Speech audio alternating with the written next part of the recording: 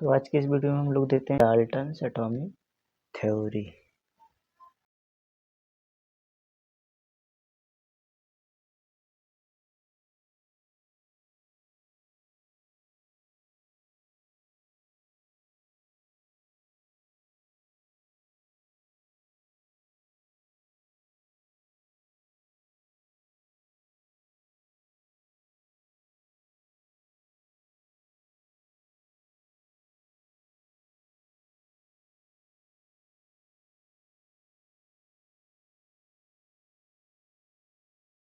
इसको हिंदी में बोलते हैं डाल्टन का परमाणु सिद्धांत।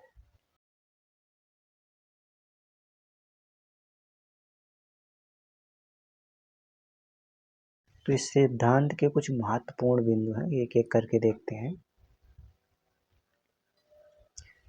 पहला पॉइंट जो है, डाल्टन ने बताया कि पदार्थ या तत्व अनेक सूक्ष्म कणों से मिलकर बने होते हैं, जिन्हें क्या कहते हैं? एटम्स कहते हैं। ठीक, एटम्स पदार्थ का मतलब सूक्ष्मतम कण क्या होता है? एटम्स होता है। अगला पॉइंट इन्होंने बताया कि ये अविभाज्य होता है, अर्थात इसे और सूक्ष्म कणों में डिवाइड नहीं किया जाता, अर्थात विभाजित नहीं किया जा सकता है। अगला पॉइंट इन्होंने बताया था कि परमाणु तत्व का सूक्ष्मतम कण है। अगला पॉइंट इन्होंने बताया था कि एक तत्व के सभी परमाणु द्रव्यमान, आकार व अन्य गुणों में समान होते हैं। क्या बताया था कि एक ही तत्व के सभी परमाणु द्रव्यमान, आकार व अन्य गुणों में समान होते हैं। जैसे आप जानते हैं, कोई भी एलिमेंट्स जो हो जाता है, कोई भी एलिमेंट्स ले लो, वो समान प्रकार के परमाणुओं से मिलकर बना होता है।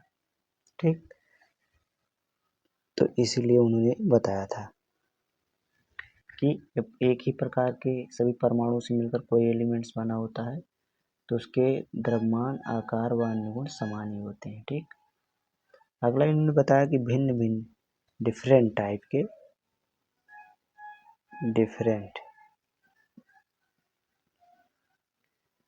डिफरेंट एटम्स के जो होते हैं, भिन्न भिन्न, ठीक, डिफरेंट एलिमेंट्स के एटम क्या होते हैं? वो डिफरेंट होते हैं। ठीक, मतलब एक ही तत्व के सभी परमाणु समान होते हैं और भिन्न भिन्न तत्वों के परमाणु भिन्न भिन्न होते हैं। अगला पॉइंट इन्होंने बताया था कि जब दो या दो से अधिक परमाणु एक निश्चित अनुपात में मिलते हैं तो यौगिक परमाणु बनाते हैं, अर्थात इन्होंने बताया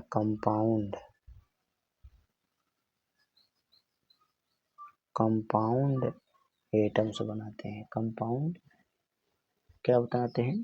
यौगिक परमाणु, जिसको हिंदी में क्या कहते हैं? Compound atoms. ठीक, अगला पॉइंट इन्होंने बताया था एक ही यौगिक के सभी यौगिक परमाणु समान होते हैं। एक ही यौगिक के सभी यौगिक परमाणु समान होते हैं। अगला पॉइंट जो इन्होंने बताया था, 7th पॉइंट, इन्होंने बताया था कि एटम्स जो होता है वो अविनाशी होता है, अर्थात इसको ना तो बनाया जा सकता है और ना ही इसे नष्ट किया जा सकता है। ठीक, तो ये कुछ पॉइंट थे जिनको इन्होंने बताया था, बहुत सिंपल सा है। पहला पॉइंट क्या बताया? पहला पॉइंट इन्होंने बताया कि परमाणु ही किसी पदार्थ या तत्व का सबसे सूक्ष्मतम कण है, जिसको एटम्स कहते हैं। सेकंड पॉइंट इन्होंने बताया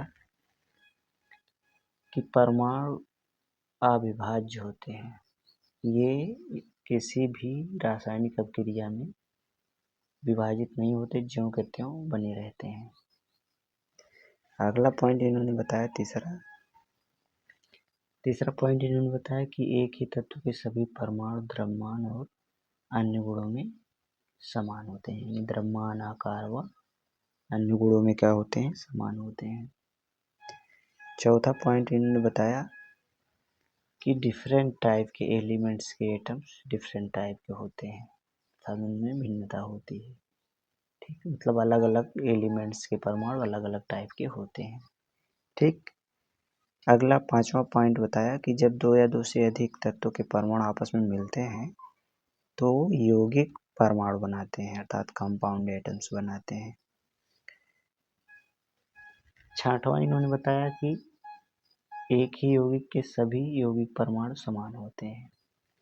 और सातवां बताया कि ये अविनाशी होते हैं, अर्थात इन्हें ना तो बनाया जा सकता है और ना ही नष्ट किया जा सकता है। ठीक, तो ये डाल्टन्स एटॉमिक थ्योरी के कुछ महत्वपूर्ण बिंदु हुए। ठीक, आगे हम देखते हैं कि डाल्टन के सिद्धांत के अनुप्रयोग क्या थे और इनकी क्या सीमाएं थी। ठीक, तो हम देखते हैं डाल्टन्स एप्लीकेशन थ्योरी। ठीक, एप्लीकेशन ऑफ डाल्टन्स थ्योरी, अर्थात इसको हिंदी में बोलते हैं डाल्टन के परमाणु सिद्धांत के अनुप्रयोग।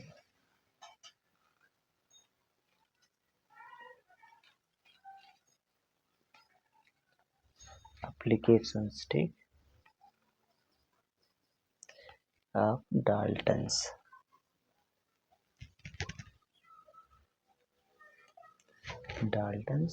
Atomic theory.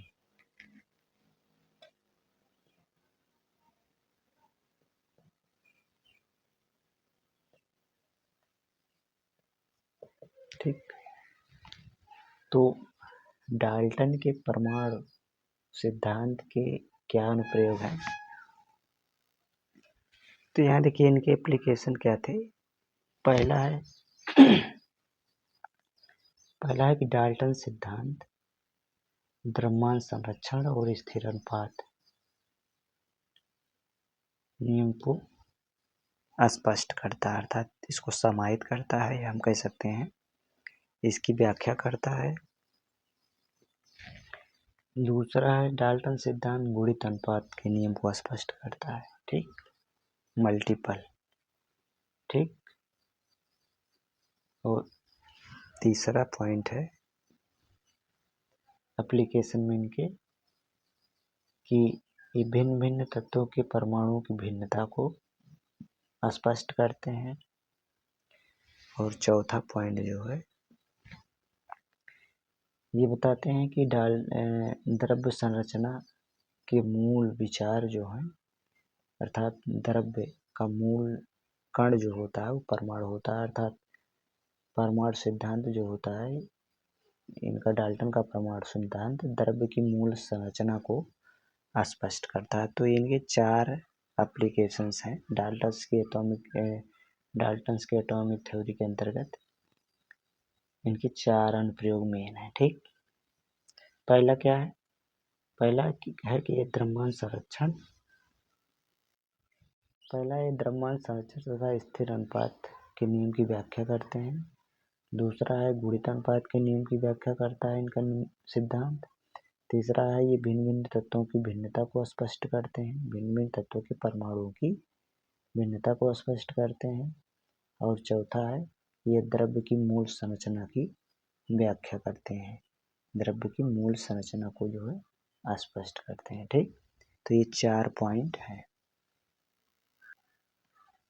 अगला पॉइंट है limitations of Dalton's atomic theory. Limitations, अगला हमको जो पढ़ना है वो है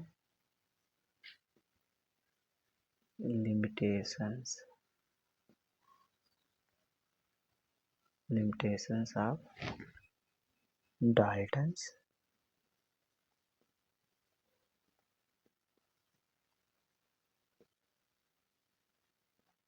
एटॉमिक थ्योरी। ठीक,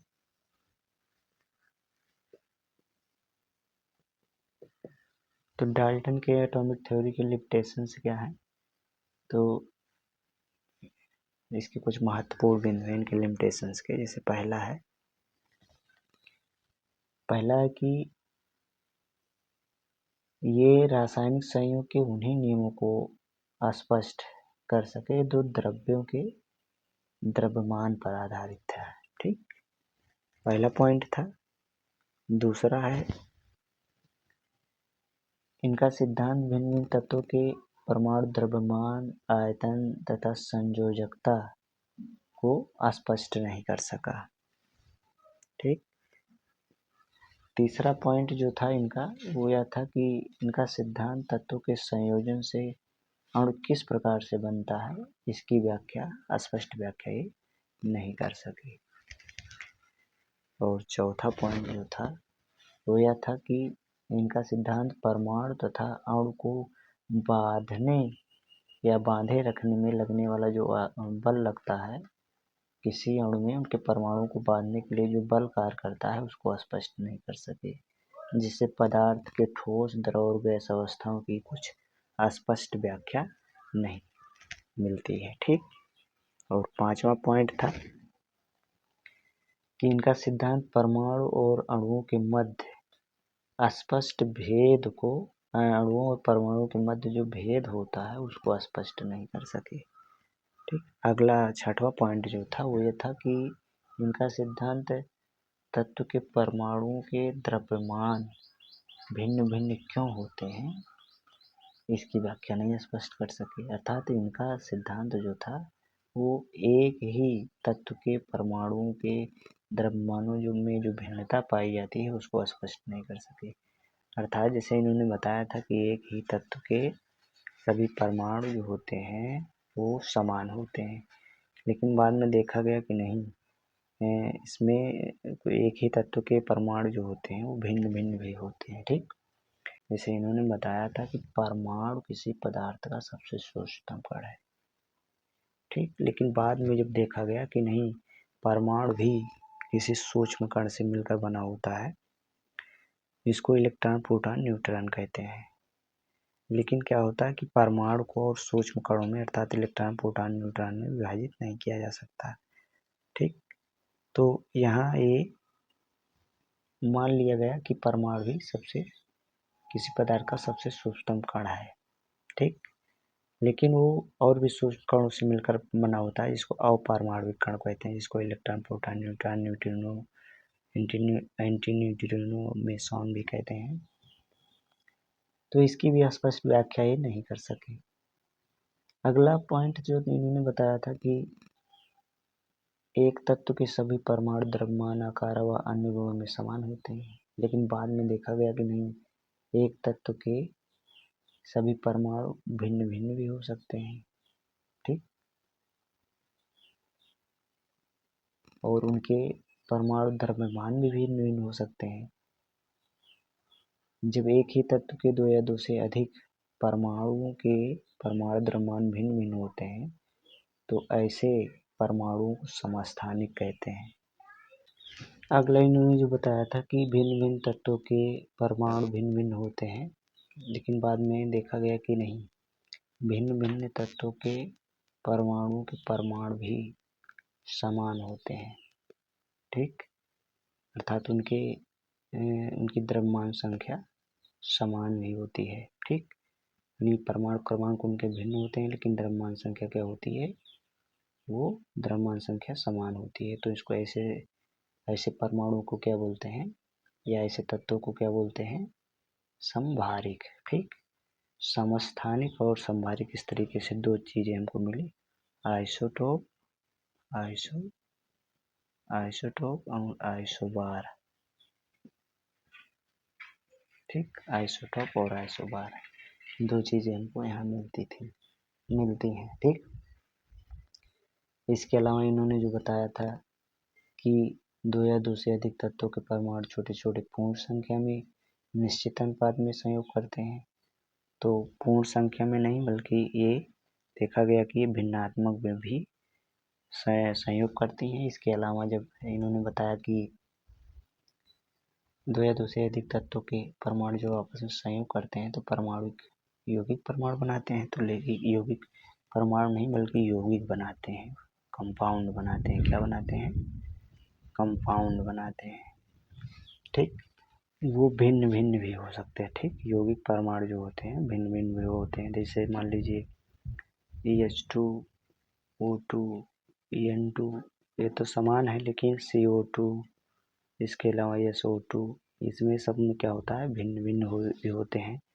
इसके अलावा जैसे H2SO4 ले लो, तो यौगिक परमाणु जो हैं वो भिन्न भिन्न भी हो सकते हैं। ठीक, तो ये थे कुछ इनके लिमिटेशंस। ठीक, डाल्टन्स एटॉमिक थ्योरी के ये कुछ लिमिटेशंस थे जिनकी व्याख्या ये स्पष्ट नहीं कर सके। ठीक, आगे हम देखते हैं मॉडर्न एटॉमिक थ्योरी। आगे हम देखेंगे मॉडर्न एटॉमिक थ्योरी।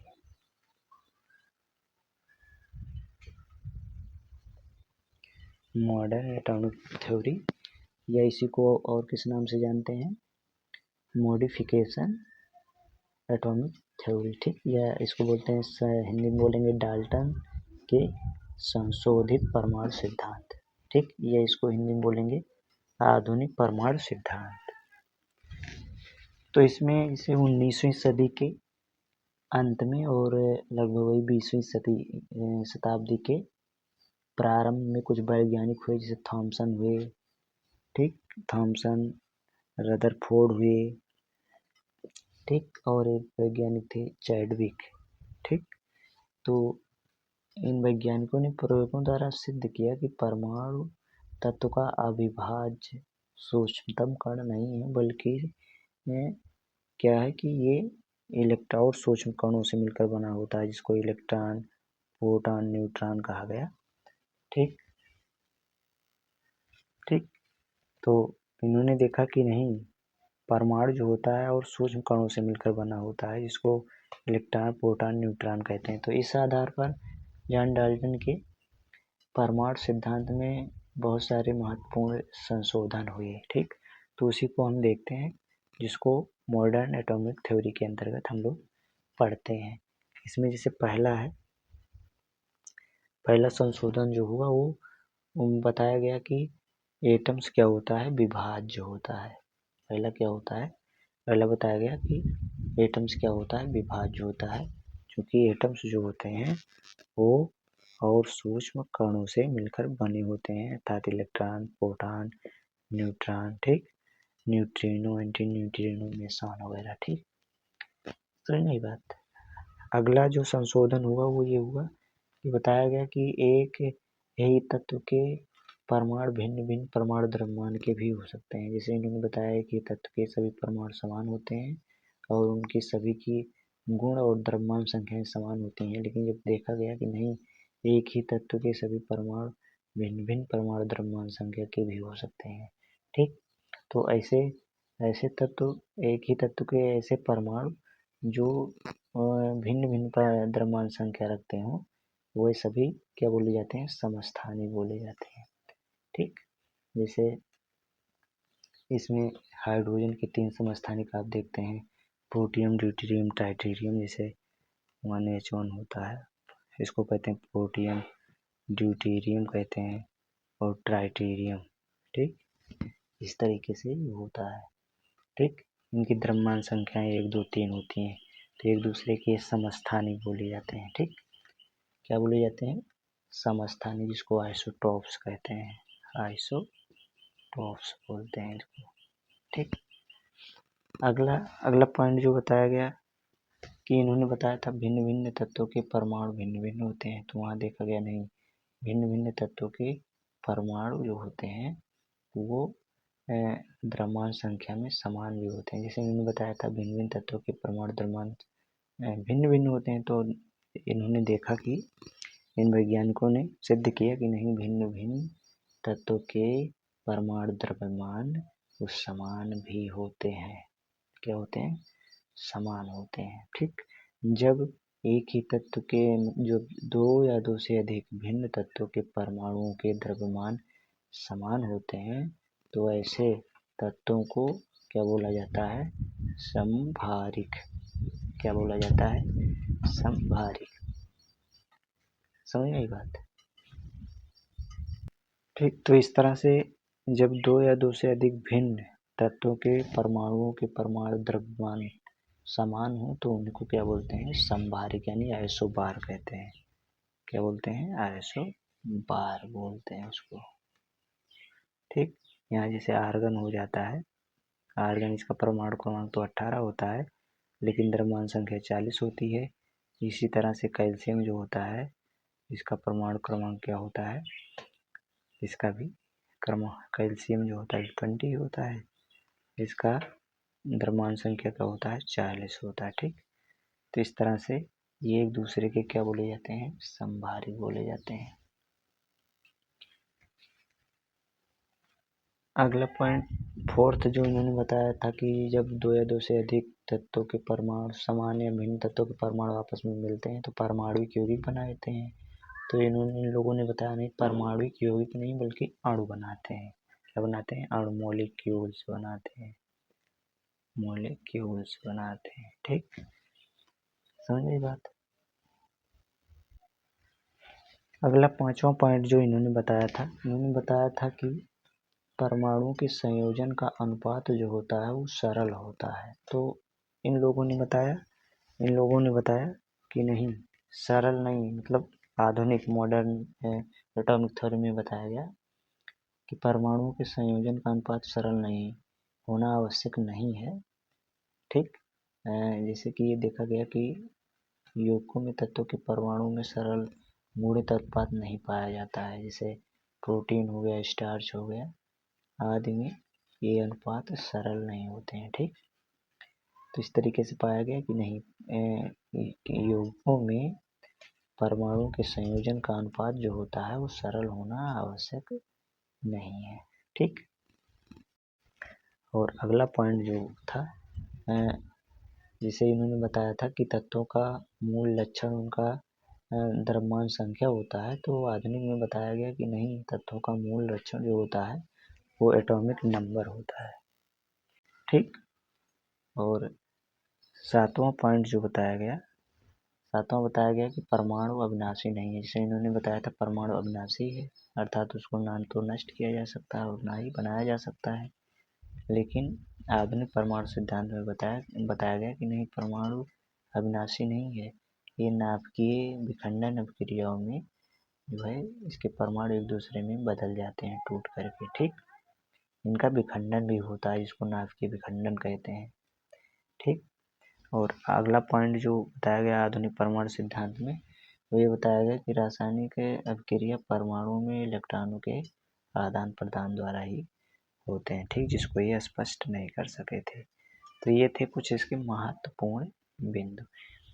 एक नज़र फिर से देखेंगे। पहला पॉइंट जो बताया गया था, पहला आधुनिक मॉडर्न एटॉमिक थ्योरी में बताया गया कि परमाणु अविभाज्य है, और दूसरा बताया गया कि एक ही तत्व के सभी परमाणु भिन्न भिन्न द्रव्यमान के भी हो सकते हैं, और बताया गया अगला पॉइंट बताया गया कि भिन्न भिन्न तत्वों के परमाणु द्रव्यमान संख्या समान भी हो सकती हैं। अगला बताया गया कि यौगिक परमाणु नहीं अणु बनते हैं। जब दो या दो से अधिक समान या भिन्न प्रकार के परमाणु आपस में मिलते हैं तो यौगिक परमाणु नहीं बल्कि अणु बनते हैं। अगला पॉइंट बताया गया कि परमाणुओं के संयोजन का अनुपात सरल होना आवश्यक नहीं है। ठीक, अगला पॉइंट बताया गया कि तत्वों का मूल लक्षण जो होता है वो द्रव्यमान संख्या पर निर्भर नहीं करता है बल्कि किस पर निर्भर करता है, परमाणु क्रमांक पर निर्भर करता है। अगला पॉइंट बताया गया कि परमाणु अविनाशी नहीं है। ठीक, बल्कि क्या होता है, नाभिकीय विखंडन अभिक्रियाओं में इनका विखंडन हो जाता है और ये एक परमाणु से दूसरे परमाणु में चेंज हो जाते हैं।